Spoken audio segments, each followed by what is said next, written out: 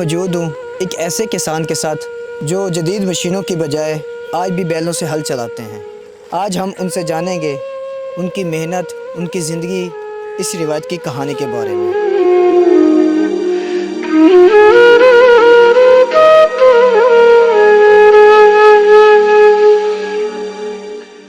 अस्सलाम वालेकुम दादाजी। वालेकुम सलाम जी। क्या हाल है जी? ठीक ठाक जी, खैर खरियात। कितनी उम्र हो गई ने? अभी 25 साल हो गई उसी उम्र। उम्र भी 25 साल? हाँ तो और की है बगे, वो तो वही शौक तो आ गया। अच्छा, हाँ जी। क्या बात है। इतनी थोड़ी? इतनी थोड़ी सी बता भी लेंगे से। अच्छा, हाँ जी। अगर बता भी तो कितनी हो गई? मोर 70 साल बन जानी है। माशाल्लाह माशाल्लाह। अच्छा चाचे, दादाजी थोड़े तो मेरा ये सवाल है, सबसे पहले अपना तारफ करवाओ तुसी। मैं रजोए दे विच हूँ। अच्छा, 70 साल रजोए च ही है? 70 साल रजोए च हूँ मैं, जम पाले रजोए दा। अच्छा, तो दूसरा सवाल है कि आप कितने साल से खेती कर रहे हैं? ये तो मैं जू जम्या, मैं तो खेती वेखण लगा हाँ तो करन लगा। अच्छा, हाँ जी। प्यो दादा नाल? ये प्यो दादा भी वेख्या है, अच्छा दादी भी वेखी है, अच्छा। अगू मेरे माँ प्यो भी जम्या ही है तो वेख्या है ना। बैलों से हल चलाने की रिवायत कब से है? ये तो 20-25 साल हो गए ना हल चलेंगे। अच्छा। जी हाँ। बैल। अच्छा एक दान लिया हूँ अच्छा नवा। अच्छा नवा दान लिया का त्रिया दाड़ा वेंदे बदे से। अच्छा। चंगा वाह रहा? चंगा वाह रहा बोना आंदा चंगी वेंदा है। अच्छा अजन तई है नहीं कि दुए तो झक दे। अच्छा अल्लाह कर से तब झाका ला इसे नहीं मोटरी खवेन लाग पक्षण एक आया वो दान दो सत्याना रोड है।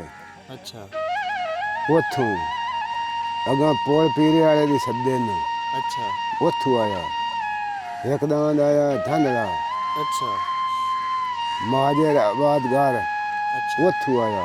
अच्छा। अज की खेती की फर्क है तो पहले की खेती की फर्क है? जिले पहले काम कर दिया तो अज के काम में की फर्क है?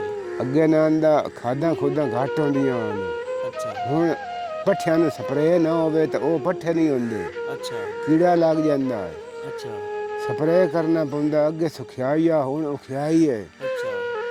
उखियाई के मशीना आ गई हैं? मशीनां भी आ गई तो नाले हर शा महंगाई हो गई है। अच्छा हाँ अच्छा। क्या आज आज भी बैलों से खेती करना फायदेमंद है? ये आज फायदा है। अच्छा।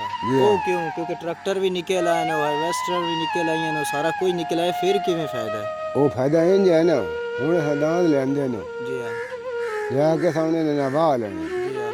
वो तू पट्ठे पुट्ठे घात के नानू अच्छा सोने भी गधे से अग्गा पेछा भी हो जाता। अच्छा वाधा घाटा पट्ठियां दा हो जाता गड्ढा गड्ढावां विच।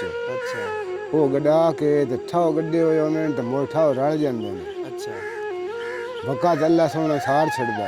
अच्छा अच्छा। जैसे सारे नाल मुश्किल वक्त केड़ा होंदा है? मुश्किल वक्त औखा वक्त केड़ा है?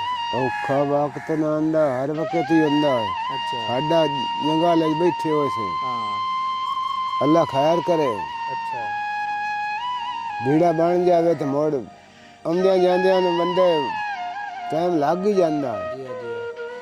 काई नहीं ख्याई भी काई नहीं, खैर है अल्लाह अच्छा, दी। जेड़ी नवी नस्ल है जी ये हाँ। खेतीबाड़ी छोड़ी जाती है, ਤੁਸੀਂ ਇਹਨਾਂ ਬਾਰੇ ਕੀ ਆਖੋਗੇ? ਇਹਨਾਂ ਤਾਂ ਅੱਗੇ ਬੜੇ ਸ਼ੌਕ ਨਾਲ ਬੱਚੇ ਹੁੰਦੇ ਹਨ ਤੁਹਾਡੇ ਜਿਵੇਂ ਹੋ ਗਏ ਕਰਦੇ ਹਨ, ਲੇਕਿਨ ਹੁਣ ਲੋਕ ਨਹੀਂ ਇਸ ਸਾਈਡ ਲੰਦੇ ये ਪਏ।